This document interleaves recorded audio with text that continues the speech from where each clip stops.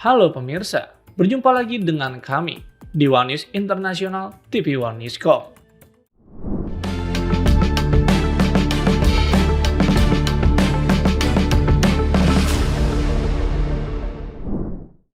Cina nyatakan dukungan kuat negaranya dalam pembentukan zona bebas senjata nuklir di Asia Tenggara, menegaskan komitmen Cina tidak akan menjadi pihak pertama yang menggunakan nuklir demi menjaga perdamaian regional.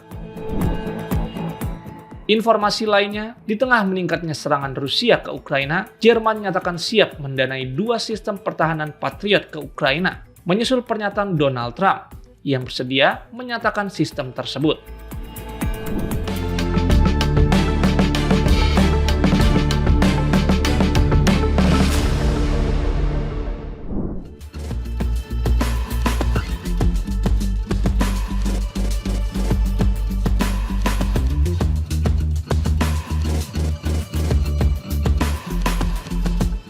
Cina menegaskan dukungannya terhadap pembentukan zona bebas senjata nuklir di Asia Tenggara sebagai langkah penting dalam menjaga perdamaian dan stabilitas.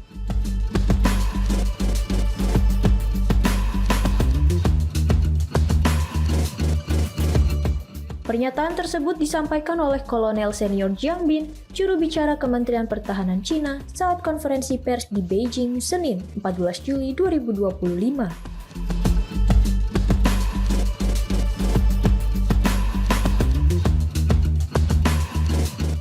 Jiang menanggapi pernyataan Menteri Pertahanan Filipina, Gilberto Teodoro Jr., yang mempertanyakan keseriusan Cina dalam mendukung zona bebas senjata nuklir.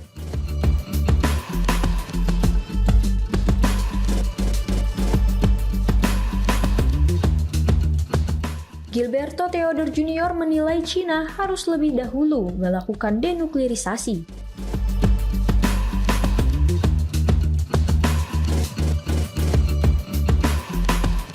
Menurut Jiang, pembentukan zona ini sangat vital untuk melindungi kepentingan keamanan dasar negara-negara ASEAN.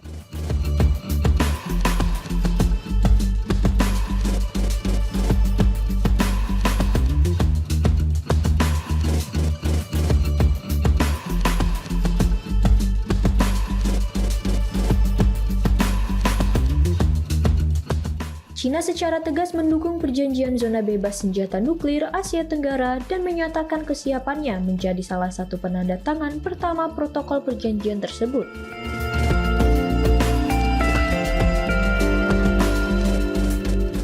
Selain itu, Cina setuju tidak menggunakan senjata nuklir terlebih dahulu dan berkomitmen tidak akan menggunakannya kepada negara tanpa nuklir atau zona bebas senjata nuklir.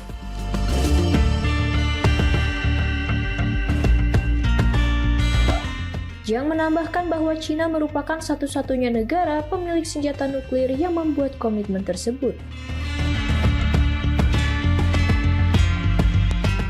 Ia menegaskan bahwa kemampuan nuklir dan kebijakan Cina menjadi kontribusi penting bagi perdamaian dunia yang telah diakui secara luas oleh komunitas internasional.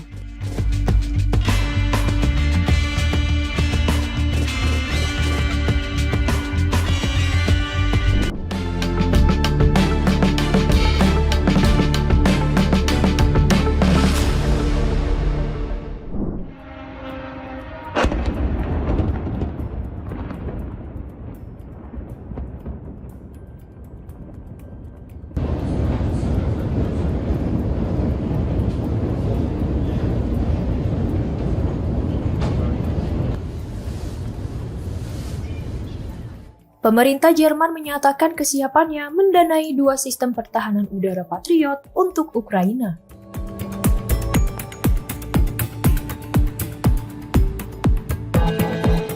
Hal ini disampaikan oleh juru bicara pemerintah, Stefan Cornelius, dalam konferensi pers di Berlin, Senin, 14 Juli 2025.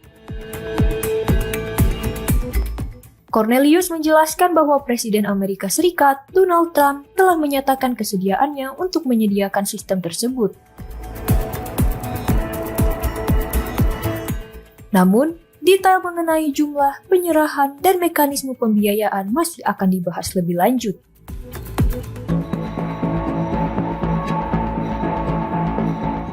Ia menambahkan Ukraina sangat membutuhkan setiap sistem pertahanan tambahan guna menghadapi serangan udara Rusia yang semakin intensif.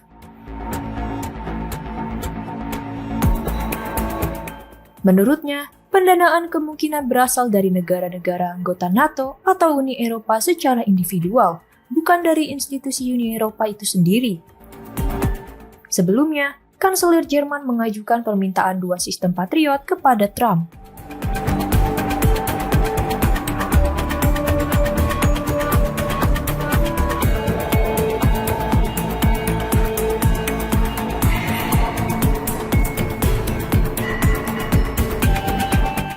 Setelah komunikasi berlanjut, jumlah yang disediakan disebutkan bertambah. Cornelius juga menyatakan kebutuhan Ukraina saat ini jauh melampaui jumlah yang tersedia. Jerman telah mengirim 3 sistem Patriot ke Ukraina dan kini hanya memiliki 6 unit tersisa.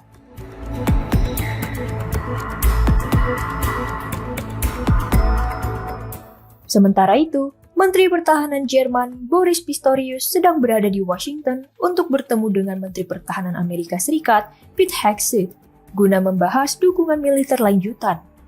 Di sisi lain, Trump telah memastikan bahwa Amerika Serikat akan kembali mengirim sistem Patriot ke Ukraina dan menyebut Eropa akan membiayai pengadaan peralatan militer canggih tersebut. Sementara itu, serangan udara Rusia yang meningkat menyebabkan korban sipil terus bertambah.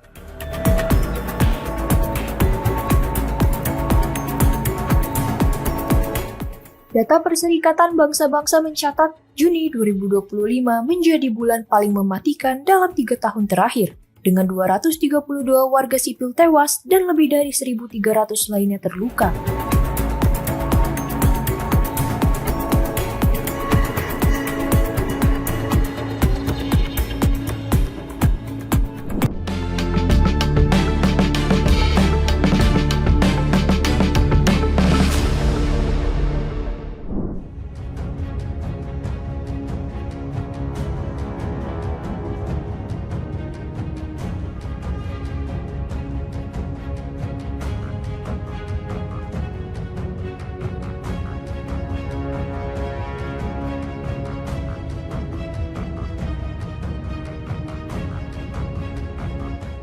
Militer Taiwan menggelar latihan tembak langsung pada hari Senin 14 Juli sebagai simulasi pasukannya dalam menangkis invasi amfibi ke Kepulauan Penghu.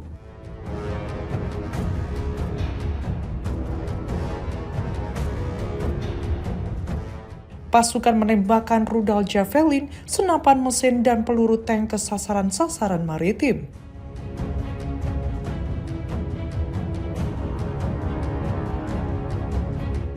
Secara terpisah, pasukan Taiwan menggelar latihan maritim di sekitar Kepulauan Matsu yang melibatkan speedboat, drone, dan mortir.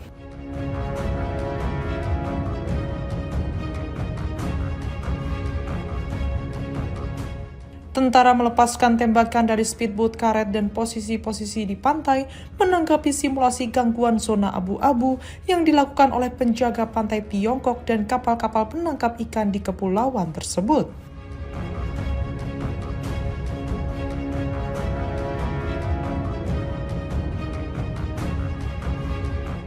Pada Selasa dini hari 15 Juli, pasukan terlihat mengamankan dan mempertahankan sebuah jembatan utama di Taipei.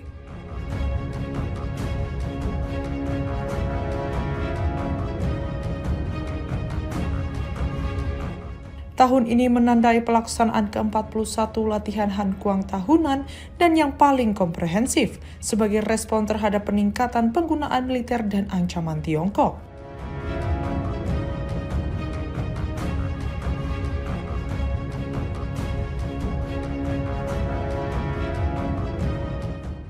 Polisi militer Taiwan menggelar latihan logistik sebagai bagian dari latihan Hankuang tahunannya pada Senin dini hari 14 Juli, menggunakan fasilitas sistem kereta bawah tanah Taipei untuk mensimulasikan pengerahan kembali pasukan dan pasokan.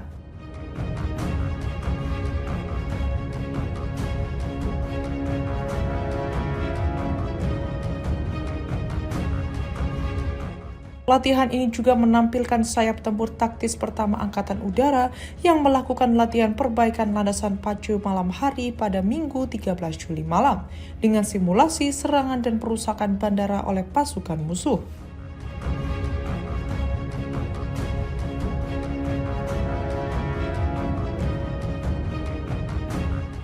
Para pejabat senior militer Taiwan mengatakan latihan Han Kuang tidak memiliki naskah dan dirancang untuk mereplikasi kondisi pertempuran penuh, dimulai dengan simulasi serangan musuh terhadap sistem komunikasi dan komando yang mengarah ke skenario invasi besar-besaran.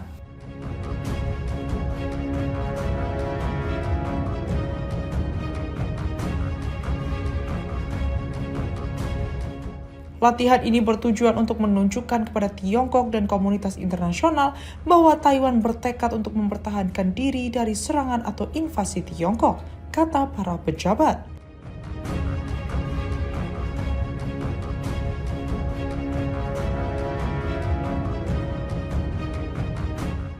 Taiwan telah menghadapi tekanan militer yang meningkat dari Tiongkok, termasuk beberapa putaran latihan perang, karena Beijing berusaha menegaskan klaim kedaulatannya atas pulau itu.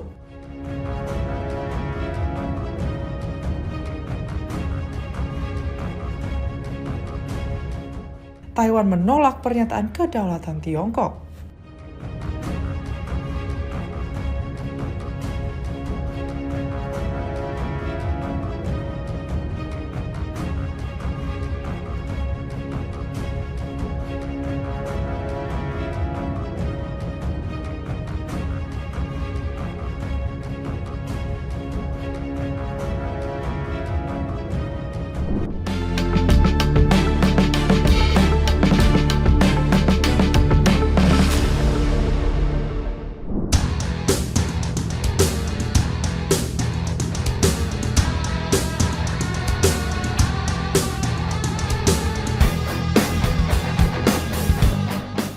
Perdana Menteri Kamboja, Hun Manet, menyatakan bahwa negaranya akan mulai menerapkan kebijakan wajib militer pada 2026 mendatang. Di tengah meningkatnya ketegangan dengan Thailand terkait sengketa wilayah perbatasan.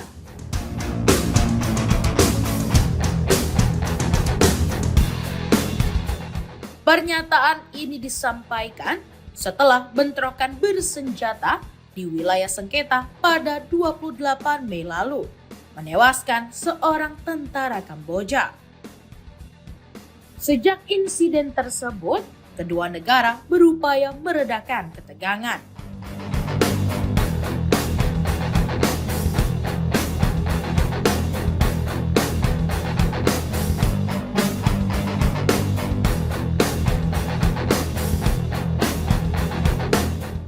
Namun, retorika keras dan manuver provokatif dari kedua belah pihak membuat situasi tetap memanas. Ketegangan ini turut berdampak pada politik domestik Thailand setelah Perdana Menteri Paetong Transinawatra dicopot dari jabatannya akibat bocornya rekaman percakapannya dengan mantan Perdana Menteri Kamboja Hun Sen.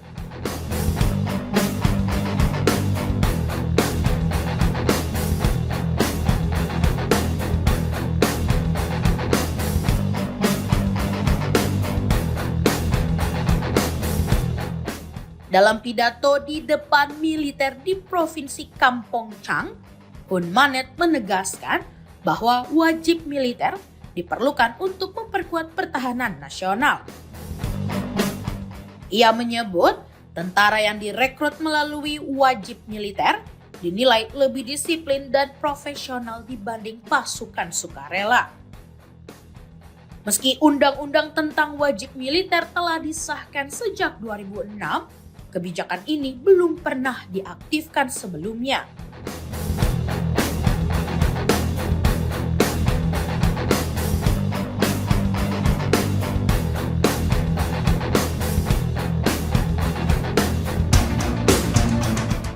Aturan tersebut mewajibkan warga negara berusia 18 hingga 30 tahun untuk menjalani dinas militer.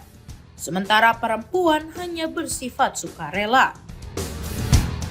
Sebagai perbandingan, Thailand telah lama menerapkan sistem wajib militer bagi pria berusia 20 tahun melalui undian tahunan.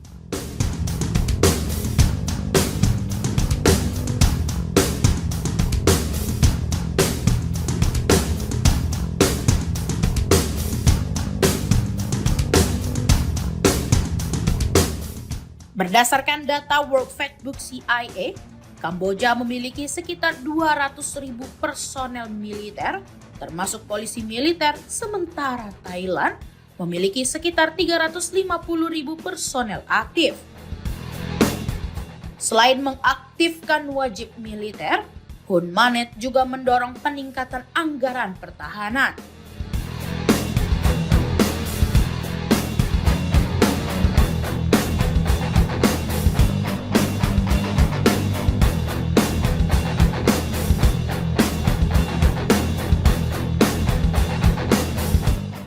Dari total anggaran nasional Kamboja sebesar 9,32 miliar dolar Amerika Serikat pada 2025, sekitar 739 juta dolar Amerika Serikat dialokasikan untuk sektor militer.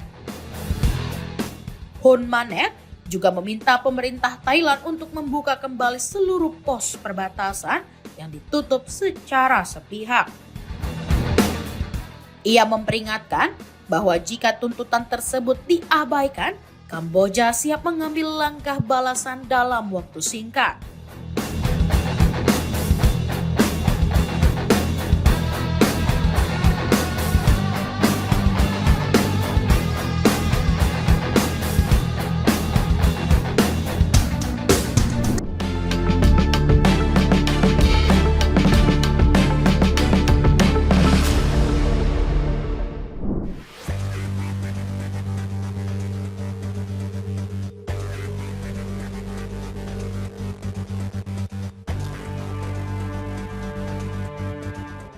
Menteri Luar Negeri Rusia Sergei Lavrov bertemu Presiden Cina Xi Jinping di Beijing pada Selasa 15 Juli waktu setempat. Di sela kunjungannya menghadiri pertemuan Dewan Menteri Luar Negeri Organisasi Kerjasama Shanghai atau SCO.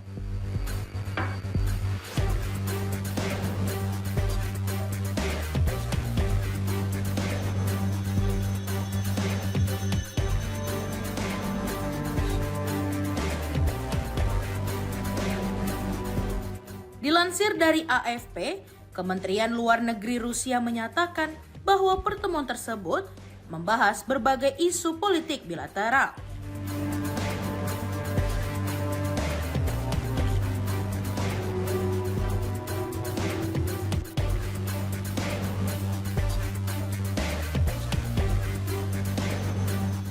Termasuk rencana kunjungan Presiden Vladimir Putin ke China untuk menghadiri KTT SCO serta peringatan kemenangan dalam Perang Dunia II.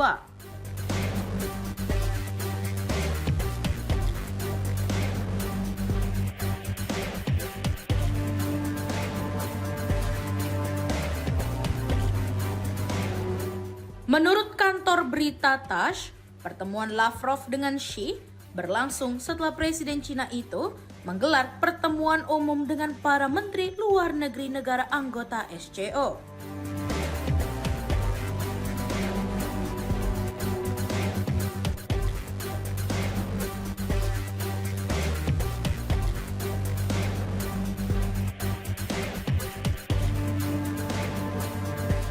Sementara itu, Xinhua melaporkan bahwa pertemuan tersebut Xi menekankan pentingnya memperkuat dukungan timbal balik antara Cina dan Rusia di berbagai forum multilateral.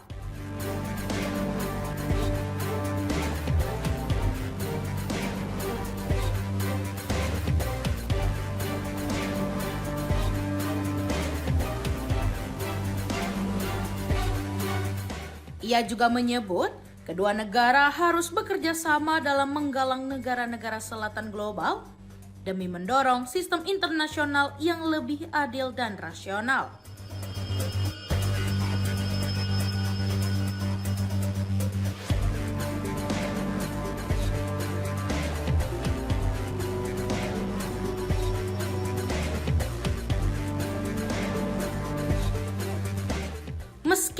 mengklaim netral dalam konflik Rusia-Ukraina, Cina belum pernah mengutuk invasi militer Moskow maupun menyerukan penarikan pasukan dari Ukraina sejak perang pecah lebih dari 3 tahun lalu.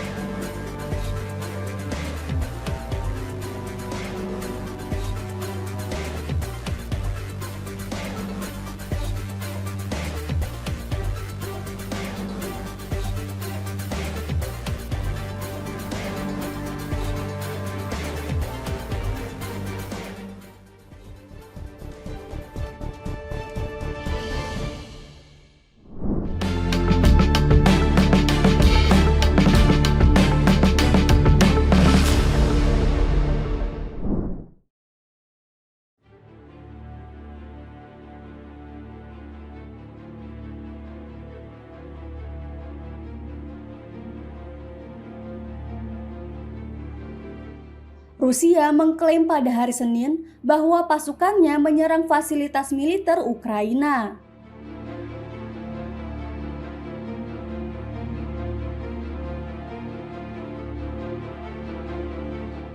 Kementerian Pertahanan Rusia melaporkan selama 24 jam terakhir, pasukan Rusia telah menguasai 2 permukiman dan melancarkan serangan terhadap fasilitas militer Ukraina dari beberapa arah.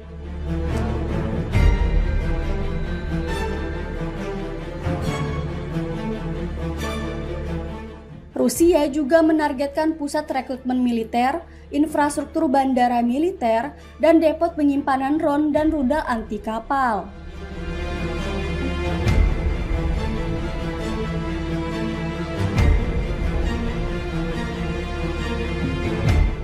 Tak hanya itu, pasukan pertahanan Rusia juga menghancurkan 3 bom udara Ukraina dan menembak jatuh 120 drone.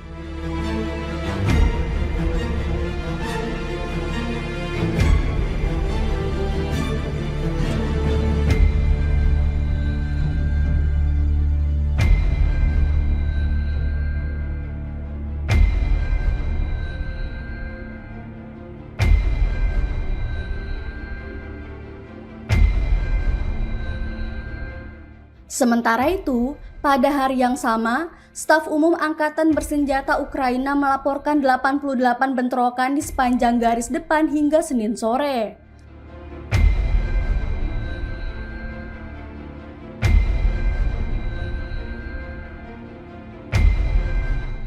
Dengan Pokprov dan Liman menjadi area pertempuran utama.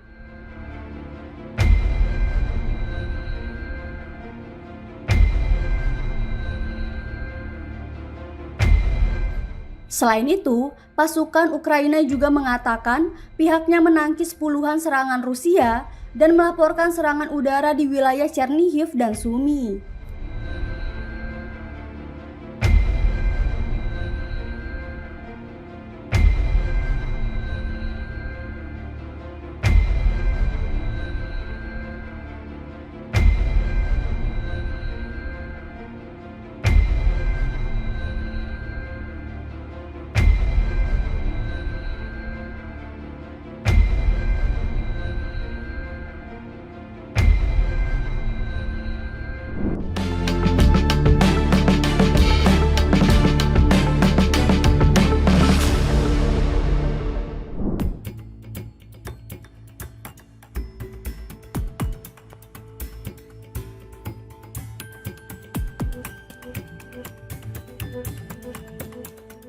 Presiden Ukraina Volodymyr Zelensky menyampaikan apresiasinya kepada Presiden Amerika Serikat Donald Trump atas komitmen Washington dalam memperluas pengiriman senjata ke Kiev melalui negara-negara anggota NATO.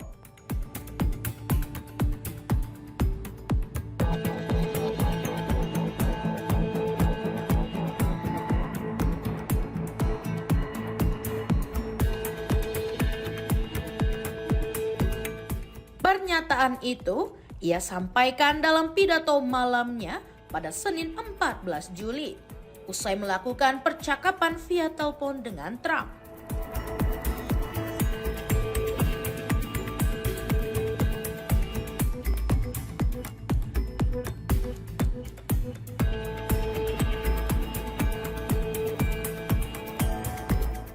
Zelensky menyebut pihaknya dan Trump telah membahas sejumlah solusi untuk memperkuat pertahanan Ukraina dari serangan Rusia, termasuk penguatan posisi militernya di medan perang.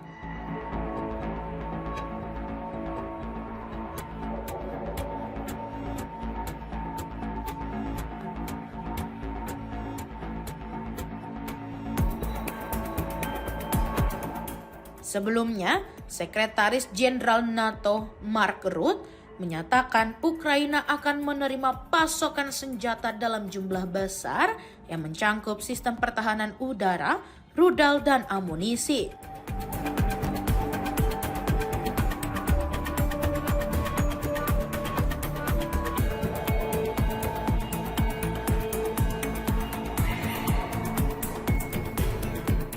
Hal ini diungkapkannya dalam konferensi pers usai bertemu Trump di Gedung Putih pada hari yang sama. Dalam kesempatan itu, Trump menegaskan Amerika Serikat akan memasok sistem rudal Patriot ke Ukraina. Namun, ia menekankan bahwa pengiriman senjata canggih tersebut tidak diberikan secara cuma-cuma.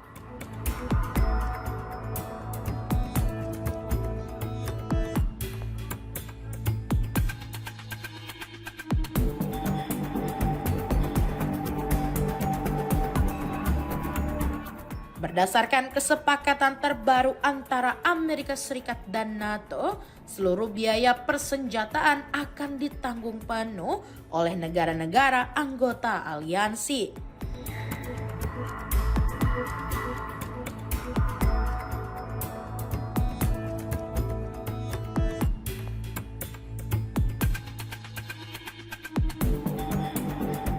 Trump juga menyampaikan ultimatum kepada Rusia agar mengakhiri perang dalam waktu 50 hari atau menghadapi sanksi ekonomi baru.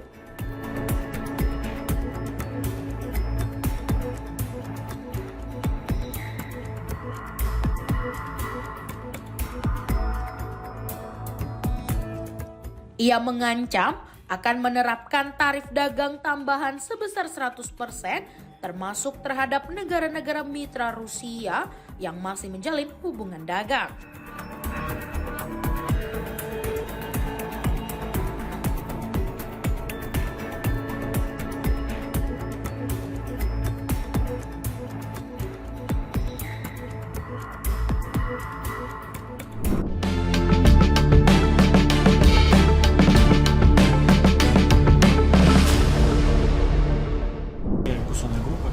Более 500 военнослужащих в тяжелейших условиях, причем в последний момент вернуться буквально от дрона, либо на скорости от него убежать, даже по бездорожью.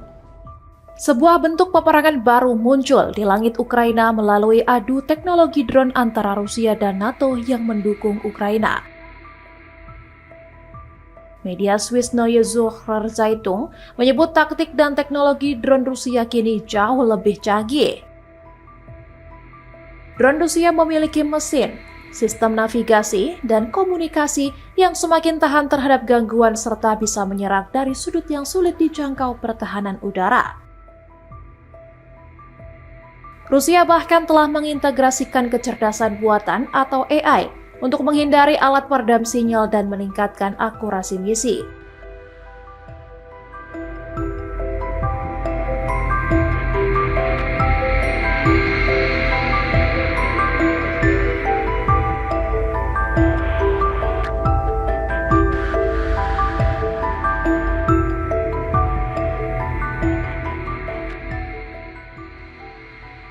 Strategi Rusia juga berkembang dengan penggunaan serangan drone bergelombang serta pendekatan vektor baru yang mematahkan pertahanan udara lawan.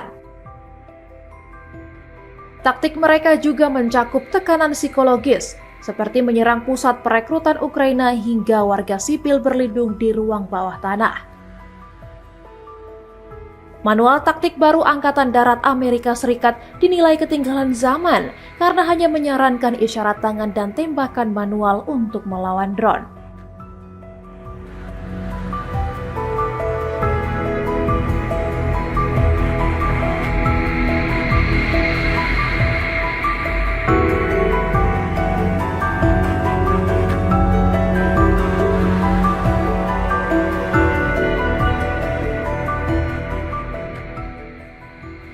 Pasukan Amerika Serikat dianggap kurang pengalaman tempur karena hanya berperan sebagai pengamat dan penyokong teknologi, tidak turun langsung ke medan perang. Ukraina disebut sebagai laboratorium tempur, tempat Barat menguji dan mengevaluasi strategi militer. Menurut analis Rusia, pendekatan Amerika Serikat kini lebih berfokus pada bisnis militer ketimbang pengalaman lapangan langsung.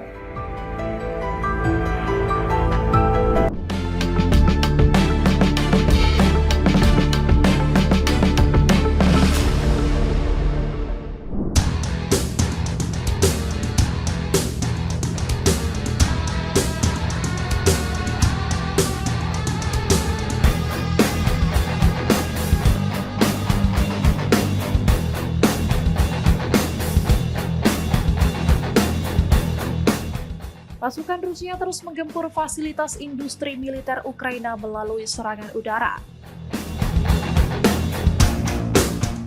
Kementerian Pertahanan Rusia mengklaim telah menguasai 2 permukiman di wilayah Donetsk.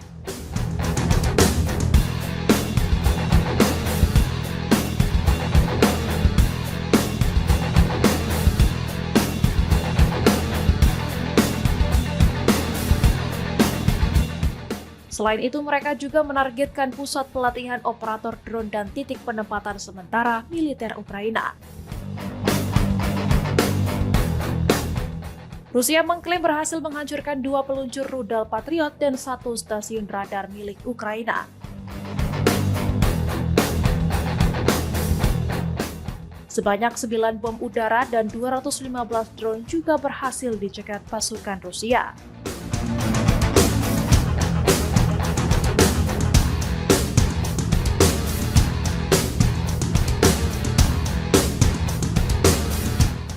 Sementara itu, staf umum Ukraina melaporkan adanya pertempuran sengit di garis depan. Tercatat, sebanyak 97 pertempuran terjadi hingga Minggu sore waktu setempat.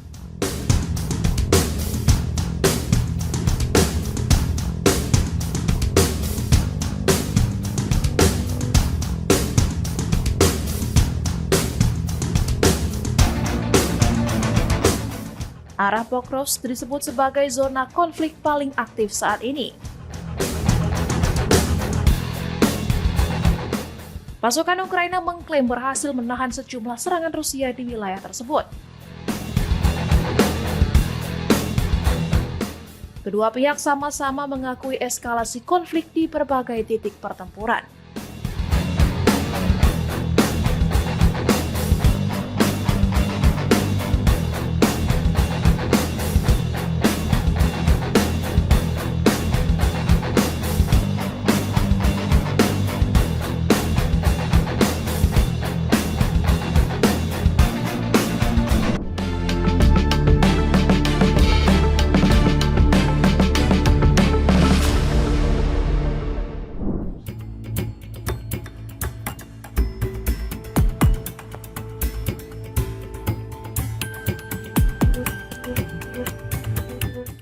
Rusia akan membuka kembali penerbangan langsung ke Korea Utara, menandai pertama kalinya rute Moskow-Pyongyang diaktifkan sejak dimulainya invasi Rusia ke Ukraina.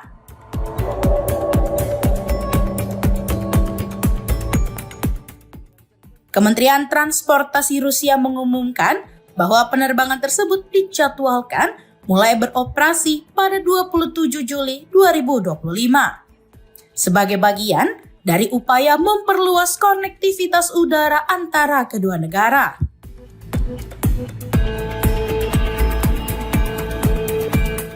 Kementerian menyebut bahwa ini akan menjadi kali pertama ibu kota kedua negara dihubungkan secara langsung sejak era Uni Soviet.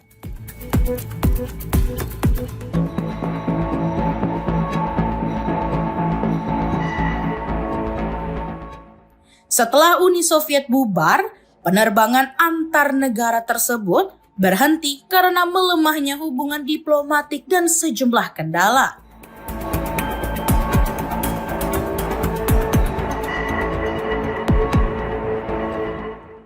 Termasuk sanksi internasional, masalah keamanan maskapai Air Koryo, dan larangan terbang dari Uni Eropa sejak 2006.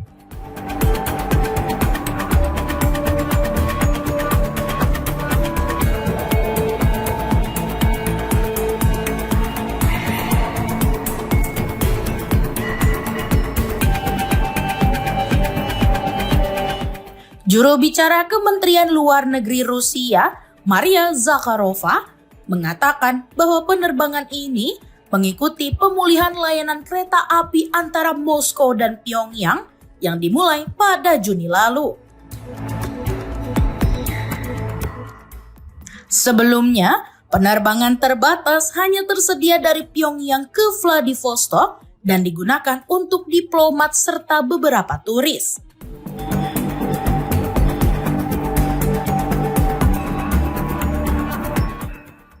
Sejak invasi ke Ukraina, Korea Utara diketahui mempererat hubungan dengan Moskow.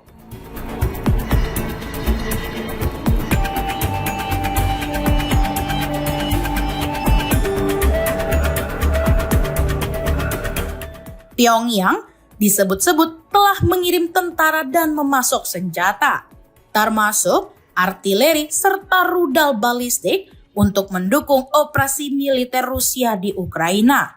Langkah ini menuai kecaman dari Amerika Serikat dan sekutunya.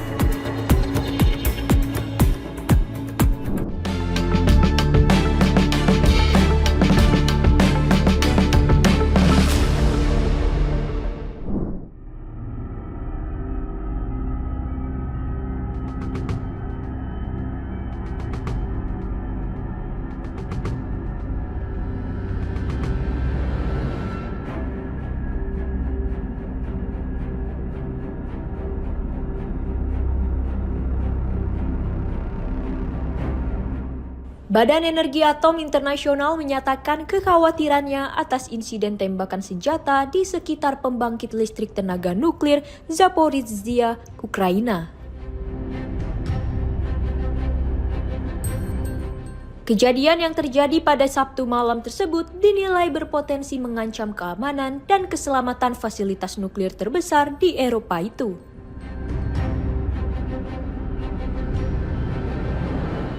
Direktur Jenderal IAEA, Rafael Mariano Grossi, dalam pernyataannya mengungkapkan bahwa tim IAEA yang bertugas di lokasi mendengar ratusan kali tembakan selama sekitar 1 jam. Tembakan tersebut dimulai pukul 8 malam waktu setempat. Ia menilai aktivitas militer di dekat fasilitas nuklir sangat berbahaya dan tidak dapat dibenarkan.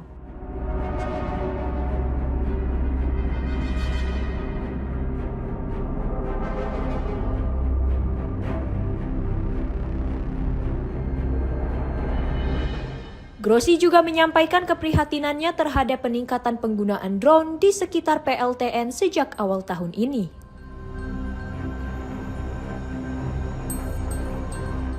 Ia menegaskan bahwa kehadiran drone di zona tersebut memperbesar resiko gangguan terhadap keselamatan nuklir.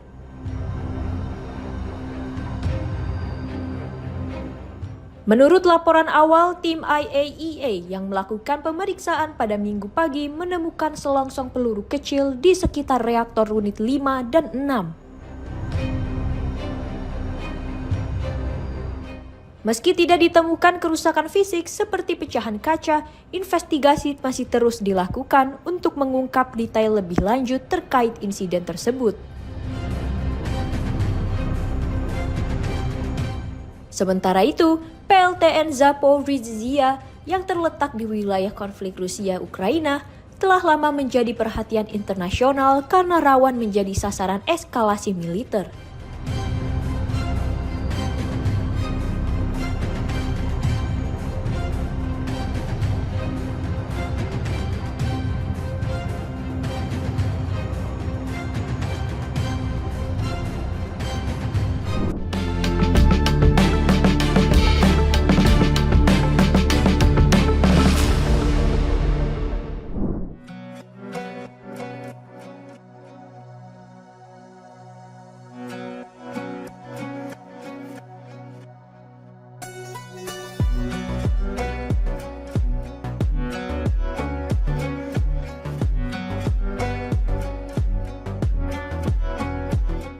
Prancis merayakan Hari Bastille pada Senin 14 Juli 2025.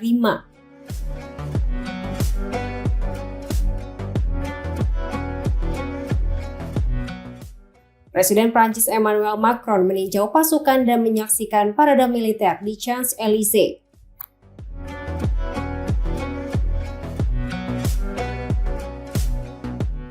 Parade tersebut menampilkan jet tempur dari Armada Angkatan Udara Prancis, kendaraan tempur, serta resimen dari Angkatan Darat, Marinir, dan Satuan Keamanan Sipil. Parade juga dimeriahkan oleh kehadiran anjing penyelamat, kavaleri, dan polisi bermotor.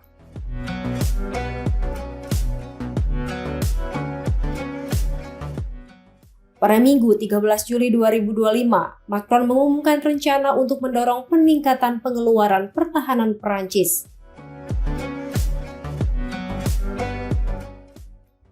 Ia berjanji untuk menggandakan anggaran militer pada tahun 2027, 3 tahun lebih cepat dari rencana semula, sebagai respon terhadap situasi geopolitik yang semakin kompleks. Sebelumnya, Perancis menargetkan peningkatan anggaran pertahanan 2 kali lipat dari tingkat tahun 2017 pada tahun 2030. Namun, Macron kini berkomitmen untuk mencapai target tersebut pada tahun 2027.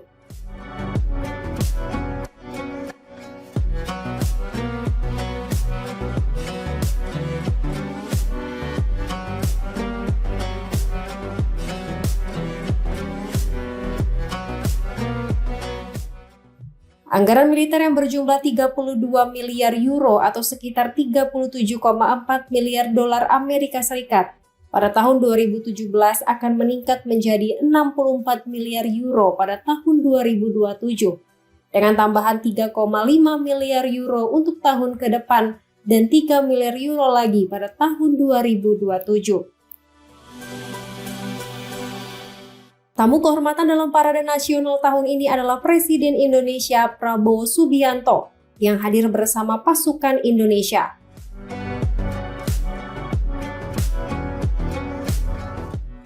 Mereka membuka parade darat dengan penampilan meriah dari marching band militer.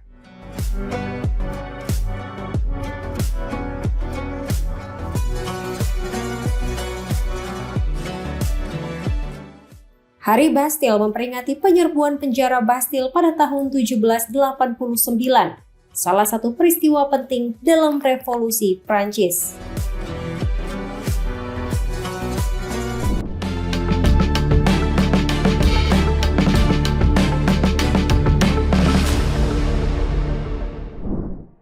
Demikian informasi yang dapat kami sampaikan pemirsa. Terima kasih telah bergabung bersama kami. Sampai jumpa di One News Internasional berikutnya setiap Senin sampai Jumat pukul 8 malam hanya di kanal YouTube TV One News Corp.